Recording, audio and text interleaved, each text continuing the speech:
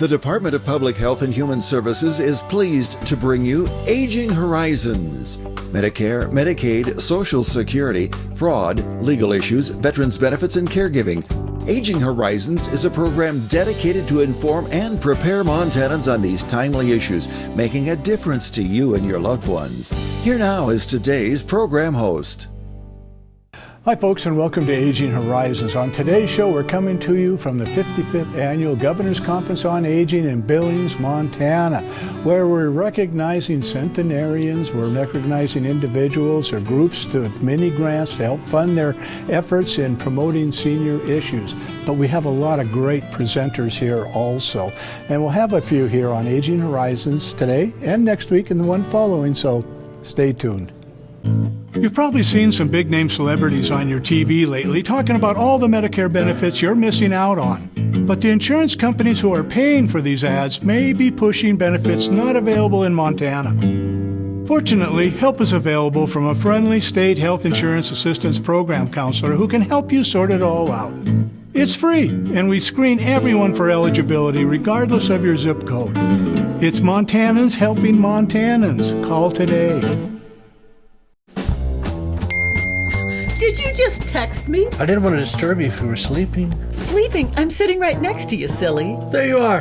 Hey, I found a couple of Medicare helping programs online that I think we ought to look into. It says if we qualify, we can get help paying for our prescription drugs. Oh, and there's a program that can help pay our Part B premium. To learn more about extra help and Medicare savings programs, call your local SHIP counselor today. Maybe I better text him.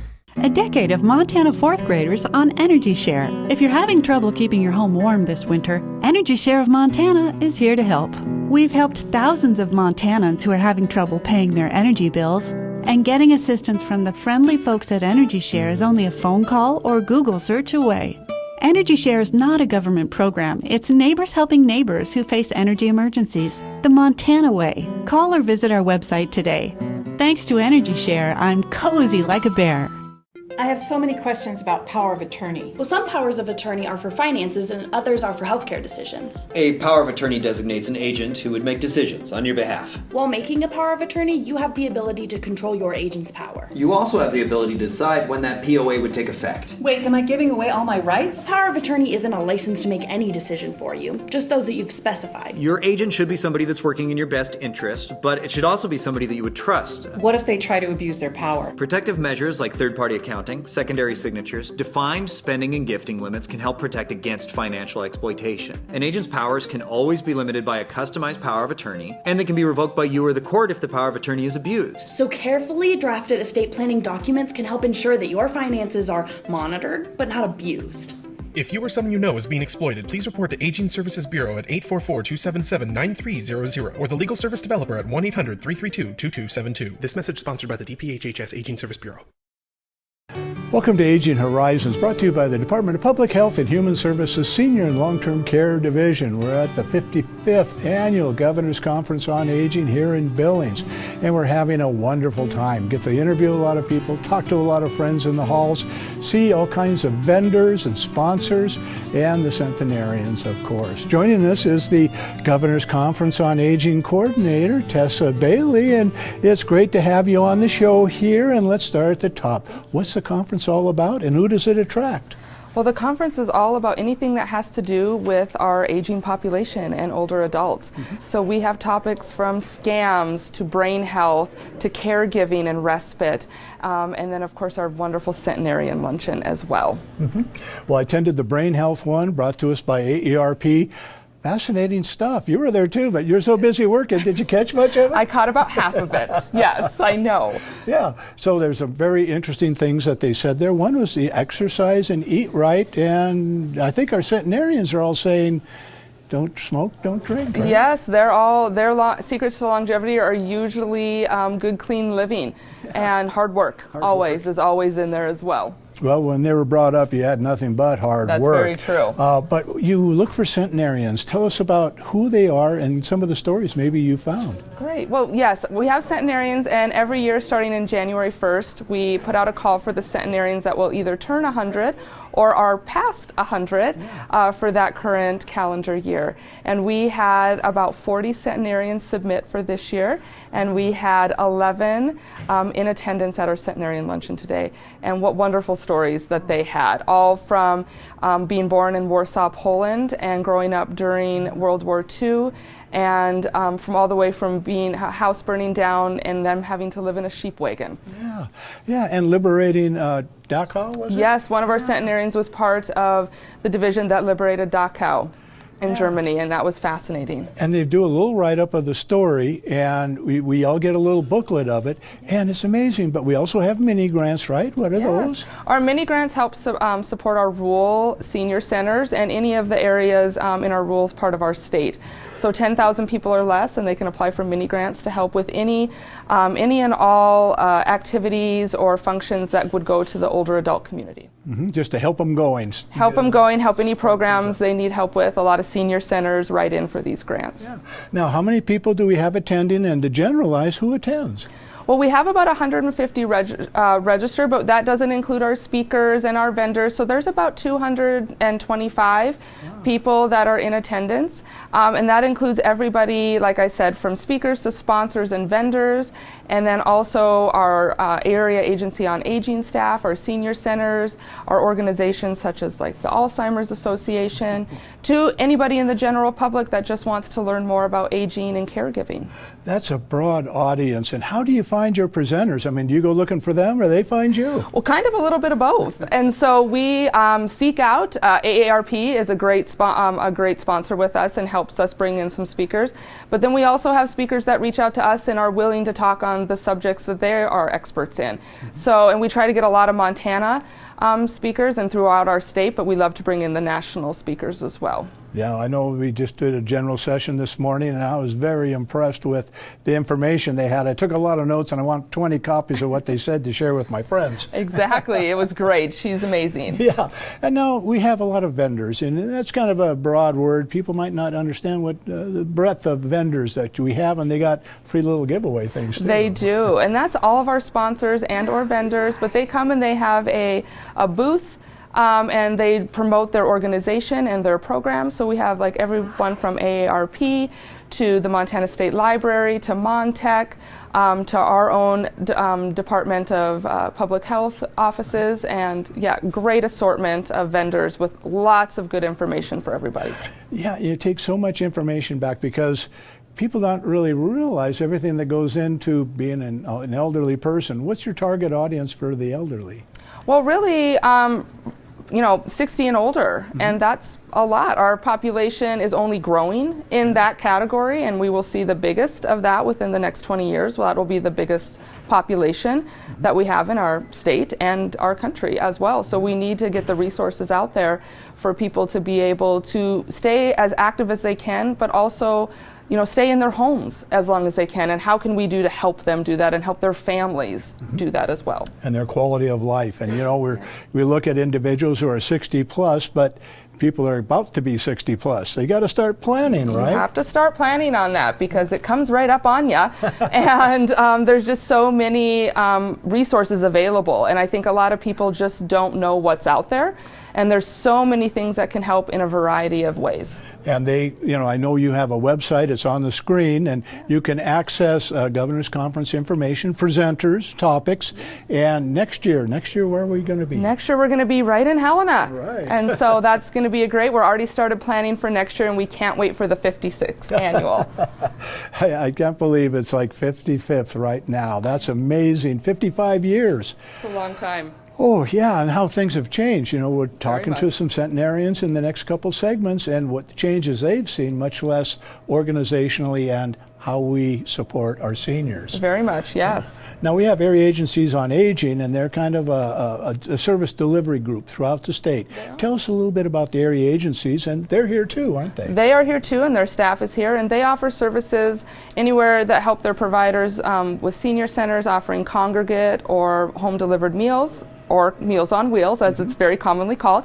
But we also have our SHIP providers that help with any Medicare and Medicaid questions you may have. We have information specialists that just help in trying to get, maybe you need help with your electricity bill or anything, and they can connect you to the right people and the right organizations. And we have ombudsman in the nursing homes, sure your rights. Just about any issue you might have.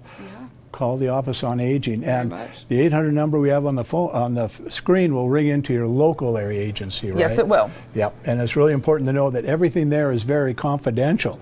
It's all confidential, and everything is taken with the utmost security for that. Yep, and privacy. Although they're in your community, they keep the information that you have private. In our next segment, we'll be talking to a centenarian that went to war from Montana. He had a real interesting life, and he's over 100 years old right now, so stay tuned. We'll be talking with him in just a moment. Can you say ombudsman? Ombudsman. Ombudsman? Uma Doodlesman? Fortunately, you don't have to say it right to get the help of a long-term care ombudsman. If you or a loved one reside in assisted living or long-term care, an ombudsman can help resolve any issue. And these services are completely free and confidential. Now, why don't you try that again? Ombudsman. I was the last guy you'd expect to get diabetes. I was a competitive runner and I always took care of myself. So when I was diagnosed, it kind of threw me. But it's really encouraging to know I'm not alone with it. There are a lot of other people going through the same things as I am. It takes some effort. You have to keep after it. Exercise, meds, and diet are the key. But there are a lot of folks who want me to succeed. Diabetes is not the end of the world. With effort and attitude, you can have a normal life. I think the most pleasant surprise when we turned 65 and signed up for Medicare Part B was finding out about our Welcome to Medicare preventive visit. It was free, and it gave us the opportunity to visit with our doctors and establish a plan for our health going forward. They reviewed our medical history, measured our height, weight, blood pressure, and counseled us on other risk factors. To learn more about Medicare's free or low-cost preventive and wellness benefits, call your local SHIP counselor at 800-551-3191. I mentioned it's free, right? Twice. Elder abuse is a growing problem, and it's happening right here in our Montana communities. At least 1 in 10 older adults are victims of physical or emotional abuse, financial exploitation, or neglect. To get help or report elder abuse, call your local area agency on aging or Adult Protective Services at 1-844-277-9300. Welcome to Aging Horizons. I'm Brian Lamore, and we're continuing our discussion at this 55th Governor's Conference on Aging here in Billings. And we're celebrating centenarians, individuals who are 100 plus and from Montana. Joining us now is Leonard Dahl. You're what, 101? 101. That's great. Well, where did you start out? Where were you born? I was born in North Dakota. Well, how'd you get to Montana? Well, my folks homesteaded and farmed there, and then they came to Sidney, Montana. And there, my dad was a carpenter, and we continued to live there until I went in service. Wow. You probably picked up some carpenter skills along the way, yes, I imagine. Yes, I did. That's how you passed those down. But you mentioned you joined the service when Pearl Harbor happened. Were you kind of young then? I was 18 when Pearl Harbor happened. Yeah. At the end of the fall quarter, and then I went in. Into the fall quarter in high school or college? No, college. No, high school. High school, okay. So I went to work for the power company as a cashier, while waiting to be called into the service. So I went into service at the end of 42. Okay. 43, actually, I went in. Well, I imagine working for the power company and getting the money in there, you knew everybody in the county, huh? Well, yes, you do. If you lived in Sydney, you would know everybody in the county. Yeah. So did you enlist or did you get drafted in 42? A couple of friends of mine came back from college and said, if we go volunteer to be drafted, we will get what we want. And we volunteered to be drafted, and we didn't. We took basic training in the armored infantry, and then regular training in the regular infantry. And I spent about 6 months waiting for glasses, no furlough, and then finally in 43 I went overseas. Yeah. Where overseas? Well, I went. I spent my time. I spent almost 2 years in New Guinea and the Philippines and the other islands over there. Yeah, so you were a fighter, huh, with a gun and doing the work. Yep. Yeah, and so how did that come to an end? I mean, well, we invaded the Philippines, and we conquered the Philippines, and we're ready to go to Japan and invade Japan, and they dropped the bomb. And then it was over. I came back and went to college. Oh, well, I imagine when you heard the war was over, where were you and what were you doing when you heard that? Well, we were in the Philippines getting ready to go invade Japan. You're right. It would have been the end. Yeah.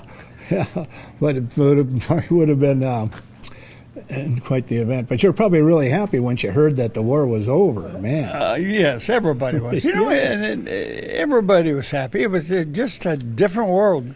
Everybody, the civilians, everyone. It was just a different world. Now everybody's worried about going back into the war. Yes. But we were happy. Yeah. And it was fun going to college. Yeah, so you got out. You went to college where? Yep. Here in Montana? University of Montana. Great. And what was your major?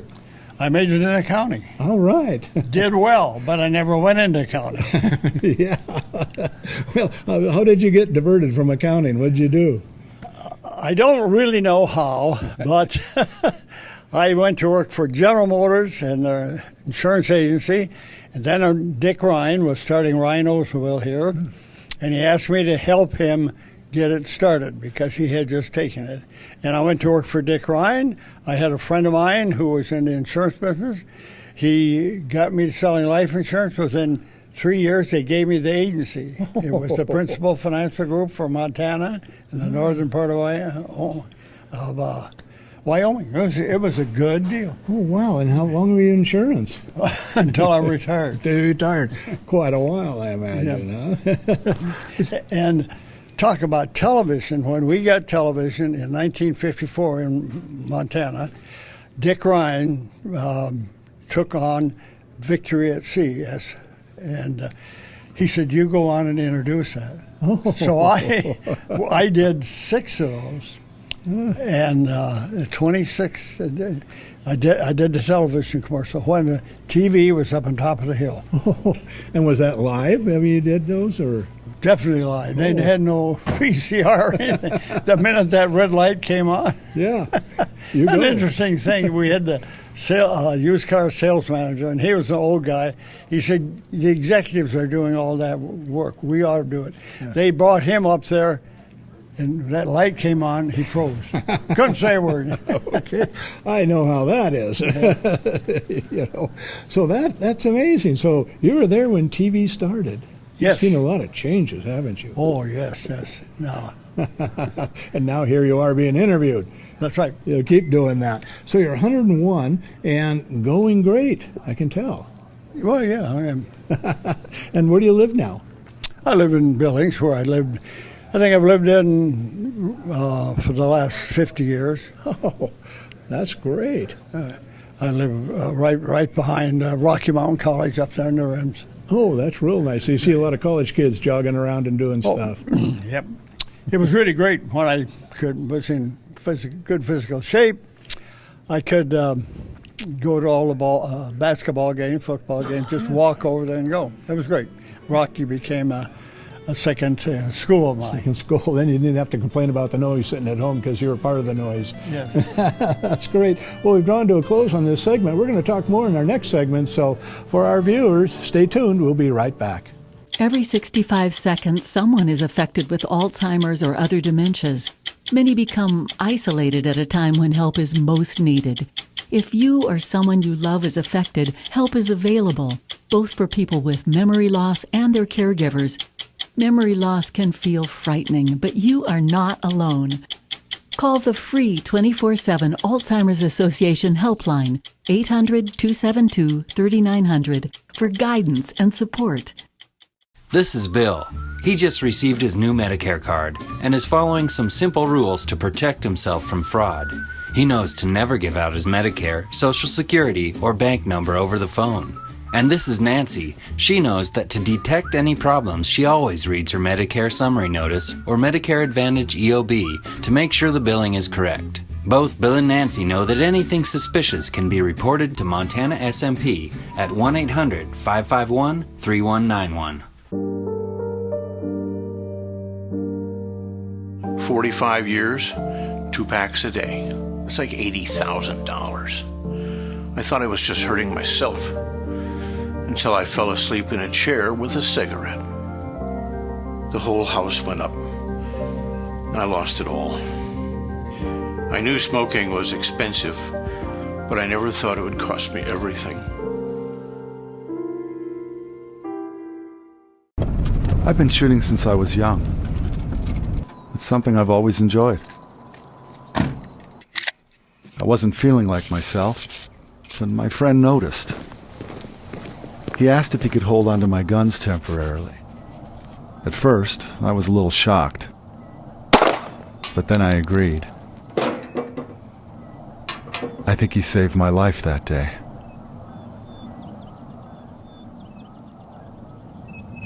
Welcome back to Aging Horizons. I'm your host, Brian Lamore, and we're continuing our discussions here at the 55th Governor's Conference on Aging in Billings with Centenarians. Joining us or rejoining us is Leonard Dahl. You're 101 years old. Now, you know, a lot of people don't go 101. You got some secrets to getting older? Yeah, I'm an old Norwegian. Ah, okay. My grandmother lived to be 111, and my grandfather 103. And I had a couple of sisters, and they died young, but they smoked. Yeah. I never smoked. Yeah. And I went all the way through the service without even drinking or smoking. The first drink I took was after the battle in the Philippines, when they came up and told me that my very best friend, who had been assigned to a different company, was killed. And he was an Indian. He liked to be called an Indian rather than a Native American. Yeah. And I really felt devastated. That I'd had a lot of friends killed, but I just really, even now, I break up when I think about him. Because he was such a good soldier. In fact, he said to me, when this war is over, will you be a friend of mine? And I said, well, sure. He says, well, you're the first white man I've had for a friend. I said, you're the first Indian I've had for a friend. That's pretty good. Well, did you just drink that once, or that's the first time you drank? That's the first time I ever had. I was 22 years old.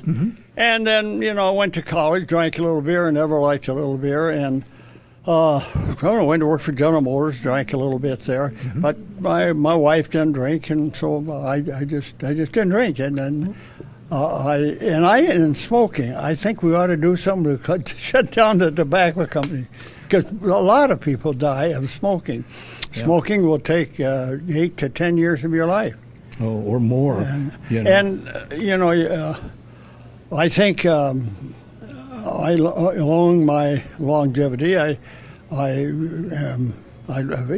the proper thing. I jogged all the time and worked out, and I'm as heavy now as I was then.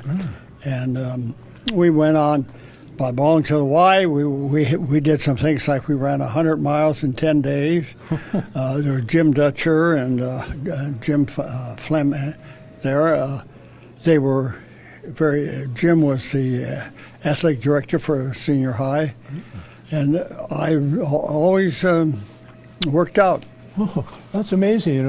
We've got well over 20 people here who are centenarians, and that's the secret of longevity, and a lot of them never drank, and a lot of them never smoked. No, I never smoked after that. I never smoked, and drank very, very little, just at a social gathering or something like that. Even in college, I never drank much. Yeah. You don't want to die from smoking at all. No, really. But now, Joe Huckey was a friend of yours, and he's being recognized here also. He's 100 years old. Yeah, he'll be 101 in November. Yeah. But he was a high school friend or before that, right? Or I met him in college. Yeah, college. And then I came to Billings. We worked for General Motors together, and I bought my first house on Beth Drive from him. I went in insurance business. He bought some insurance for me, and his daughters were in Job's daughters with my daughter, and his daughters were friends. We just know Joe Huckey, and I have been trying to get hold of him, and now I finally did.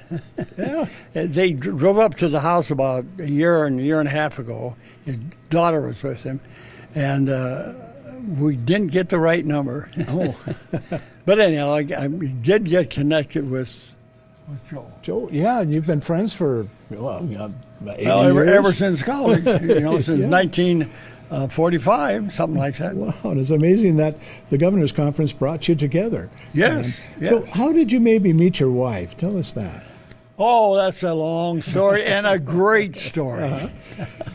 I saw her. She was with a group of high school students who came to the campus in the spring, and I had a girlfriend who was graduating from college, and we were walking over to the student union, and I saw this beautiful girl with a bunch of other girls. It was my wife, and then I, went back to college, and a year later, when I went to work for General Motors, there she was. I was going to go in and quit because I had found out how well I did on the CPA exam, and then I decided to stay. And it's the greatest thing that ever happened to me is to marry her. She's 7 years younger than I.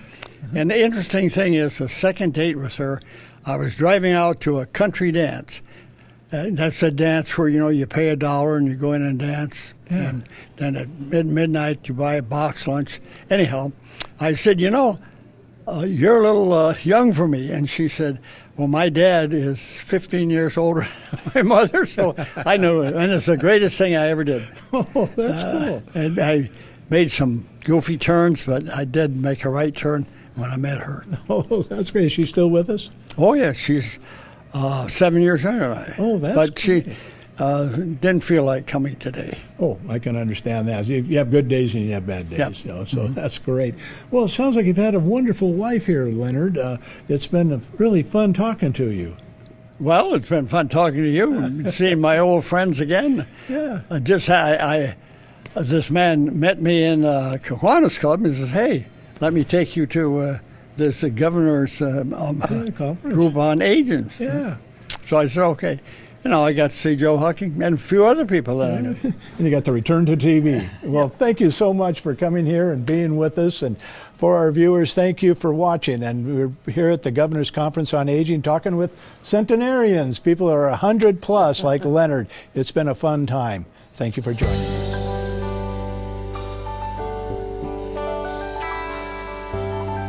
Special thanks to the Department of Public Health and Human Services for their continued support. Hosts on Aging Horizons are program specialists at the Montana Office on Aging. Production facilities provided by Video Express Productions. For more information about Aging Horizons, call the Department of Public Health and Human Services toll-free at 800-332-2272.